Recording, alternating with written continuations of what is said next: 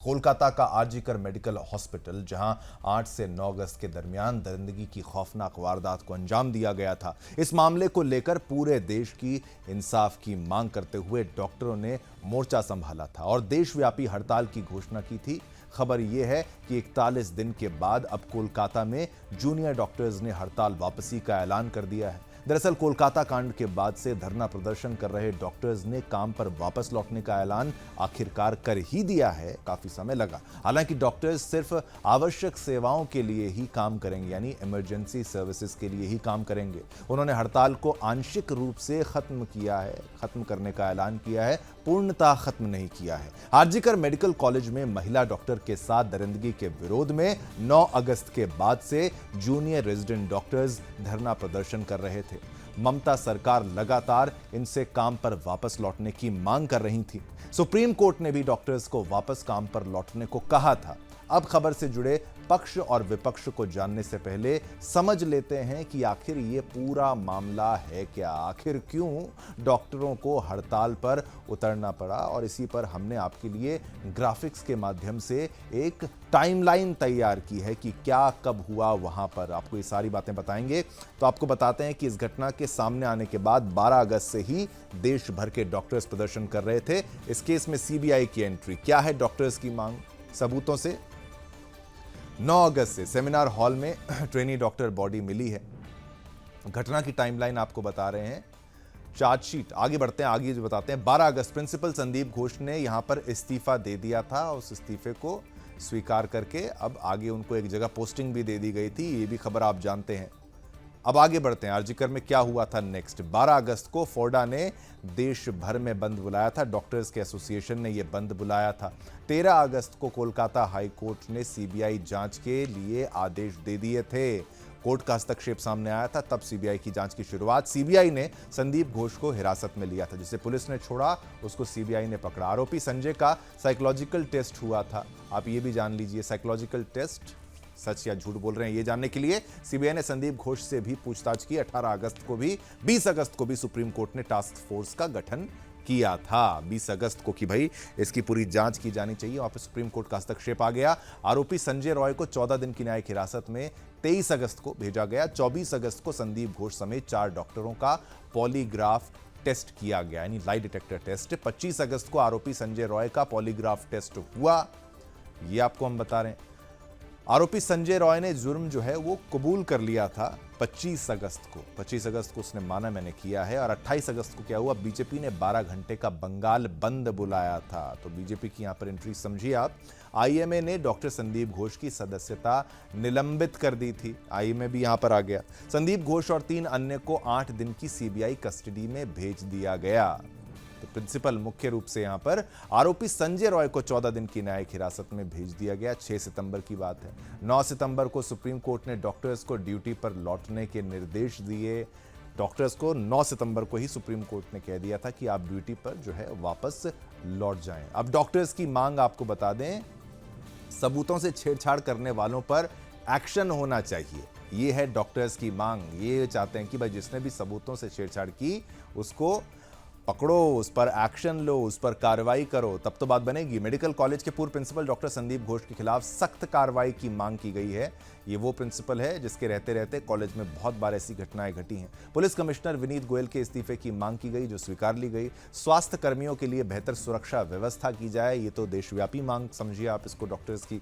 सरकारी स्वास्थ्य संस्थानों में धमकी की संस्कृति को खत्म किया जाए, कि कोई भी आके डॉक्टर्स को धमका के चले जाए, ये कतई बर्दाश्त नहीं किया जाएगा। ये डॉक्टर्स की मांग में से एक है। पूरी खबर को आपने अब जाना, अब इस खबर का पक्ष जानिए लावनी से।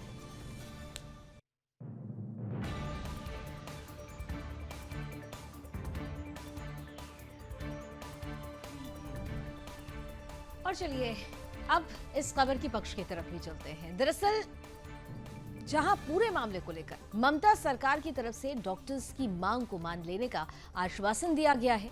सीएम ममता बनर्जी ने डॉक्टरों की 5 में से 3 मांगों को मानते हुए चिकित्सा शिक्षा निदेशक और स्वास्थ्य सेवा निदेशक को हटा दिया है। दरअसल पुलिस कमिश्नर विनीत गोयल को भी अब हटाकर नए आईपीएस अधिकारी को जिम्मेदारी सौंप दी गई है और इसके साथ ही साथ कोलकाता पुलिस के उपायुक्त को भी हटा दिया गया है, जिनके खिलाफ पीड़ित परिवार ने रिश्वतखोरी का आरोप लगाया था। तो मांगे मान ली गई हैं, 5 में से 3 मांगे मानी गई है और यही वजह है कि डॉक्टर्स आंशिक हड़ताल खत्म कर रहे हैं। लेकिन इस खबर का विपक्ष भी है और विपक्ष आपको बताने के लिए सीधे आपको लिए चलती हूं मेरी सहयोगी दिव्या के पास।